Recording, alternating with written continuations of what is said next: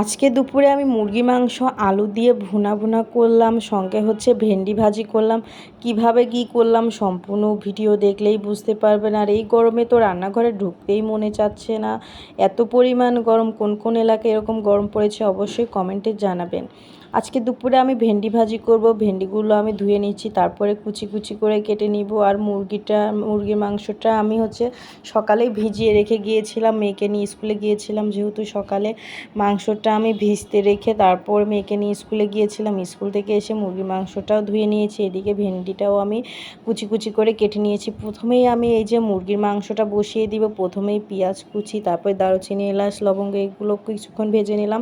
তারপর বাটা মশলাগুলো দিয়ে দেওয়ার পর বাটা মশলাটা আমি কিছুক্ষণ কষিয়ে নিব, সামান্য পানি দিয়ে দিলাম। বাটা মশলাটা কষিয়ে নেওয়ার পরই তারপরে গুঁড়া মশলাগুলো একে একে করে অ্যাড করে দিলাম। গুঁড়া মশলাগুলো দিয়ে দেওয়ার পর এখন কিন্তু ভালোভাবে মশলাটা কষিয়ে নিব, উপরে তেল ওঠা পর্যন্ত। দেখতেই পাচ্ছেন মশলাটা কিন্তু একদমই উপরে তেল উঠে গিয়েছে। এই পর্যায়ে কিন্তু আমার মশলাটা কষিয়ে নেওয়া হয়ে গিয়েছে। তারপর এই যে ধুয়ে রাখা মুরগির মাংসগুলো দিয়ে দিলাম। আর এই মুরগির মাংসে কিন্তু গলা, মেটে, গিলে, পাও এগুলোই বেশি থাকবে, কারণ আপনাদের ভাইয়া হচ্ছে মুরগি নিয়ে আসছিল, কিছু আমি রোস্ট করেছিলাম, সেই জন্য হচ্ছে মাংসটা একটু কম, একটু হাড্ডি এগুলোই বেশি আছে। আরেক পাশে কিন্তু আমি হচ্ছে ভেন্ডি ভাজিটাও করতেছিলাম, যেহেতু আমার বাচ্চারা আলু লাভার। এই যে কিছু আলুও দিয়ে দিলাম বাচ্চাদের জন্য। আলুগুলো দিয়ে দেওয়ার পর এখন কিন্তু মাংসের সঙ্গে আলুটাও ভালো করে কষিয়ে নিব। এত পরিমাণ গরম পড়েছে যে রান্নাঘরে ঢুকে যে রান্না করব এটারও ইচ্ছা নেই। মেয়েকে নিয়ে তো সকালে স্কুলে গিয়েছিলাম, স্কুল থেকে বাসায় ফিরে এই যে রান্না করা লাগবে, মনে চাচ্ছিল না যে আমি আজকে রান্নাঘরে ঢুকি, কিন্তু কি করার, পেট তো মানবে না। আর বাচ্চা কাচ্চার জন্য রান্না করাই লাগবে, হাজব্যান্ড যেহেতু বাসায়, সবার জন্য এই যে ঝটপট করে আজকে কষা কষা একদম মুরগির মাংস রান্না করতেছিলাম। মাংসটা কিন্তু একদম কষিয়ে নিয়েছি ভালো করে, তারপরে সামান্য ঝোলে পানি দিয়ে দিলাম যেন পুরোপুরি সব কিছু সিদ্ধ হয়ে যায়।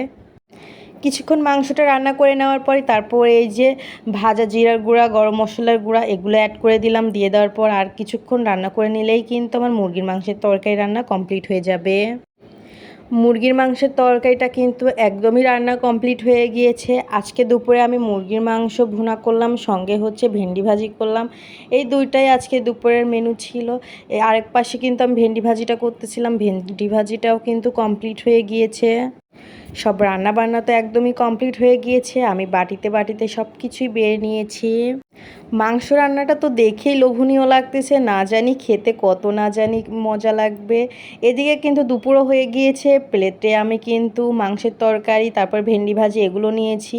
এই দুইটা তরকারি দিয়ে আজকে দুপুরে খাওয়া দাওয়া সবার। আমার এই দুপুরের ছোট্ট মিনি ব্লগ আপনাদের কাছে কেমন লাগলো অবশ্যই কমেন্টে জানাবেন। আর আমার ভিডিওগুলো আপনাদের কাছে কেমন লাগে ওটাও কমেন্টে জানাবেন। আর আমি কিন্তু ইউটিউবেও ভিডিওগুলো আপলোড করা হয়। আমার ফেসবুক পেজের নাম আর ইউটিউব চ্যানেলের নাম কিন্তু একই। সবাই আমার ইউটিউব চ্যানেলটাকেও সাবস্ক্রাইব করে আসবেন, আর ফেসবুক পেজটাকে তো সবাই ফলো দিবেনই। আজকের মতো ভিডিওটি আমি এখানেই শেষ করলাম। এই পর্যন্ত আপনারা ভালো থাকুন, সুস্থ থাকুন। নেক্সট আবারও কোনো ভিডিও নিয়ে আপনাদের মাঝে আবারও আসবো। আল্লাহ হাফেজ।